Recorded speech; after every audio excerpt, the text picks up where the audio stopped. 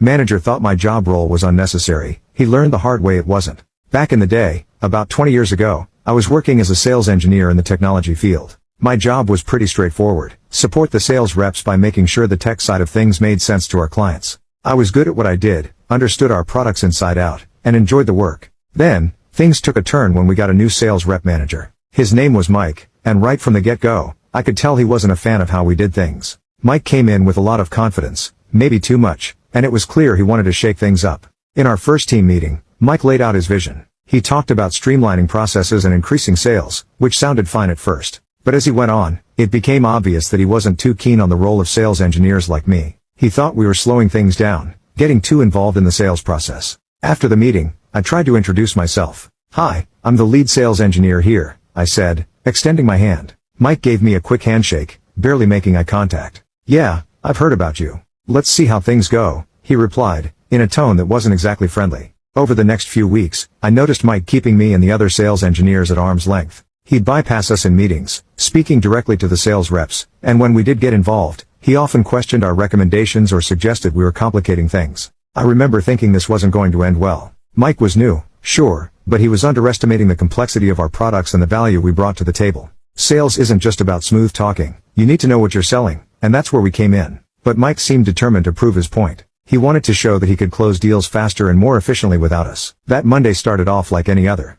Our new manager, fresh on the job, seemed to be on a mission from day one. He wanted to prove something, though I wasn't quite sure what. That morning, he called a surprise meeting. He announced he'd landed a major opportunity with one of the largest banks in the city. This was big, the kind of deal that gets everyone talking. But something was off. Throughout the meeting, there was no mention of involving the sales engineers. That's my team. We're the ones who usually work out the technical details for such deals. Curious, I approached him after the meeting. "When do we jump in for the technical specifics?" I asked. His response was dismissive. "Don't worry about this one," he said with an air of overconfidence. It was strange, considering our role in the process. Sales engineers ensure the feasibility of what the sales team promises. But this time, we were sidelined. The manager wanted to handle it without our meddling. Over the next few weeks, the office was abuzz with updates. The manager and his team were constantly in meetings with the bank. They seemed overly confident, which only added to my unease. Then, the big news came. They had closed the deal, a massive contract, all without the input of a single sales engineer.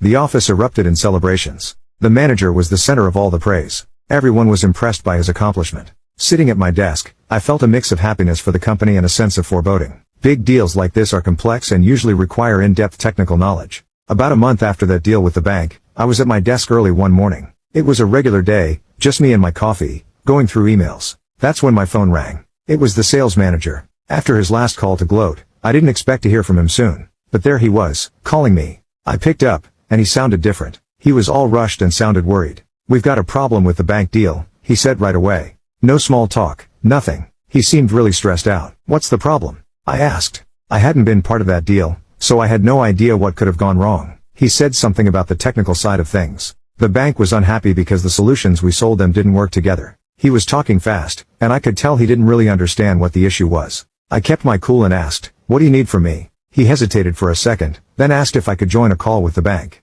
They needed someone to sort out the mess. I agreed, more out of curiosity. I wanted to see how bad it was. He sent me the details of the deal, and I looked them over before the call. It was clear from the get-go. The products they sold to the bank didn't match up. It was a big mistake. We had the call later that afternoon. The guy from the bank's IT department was on the line, and he was not happy.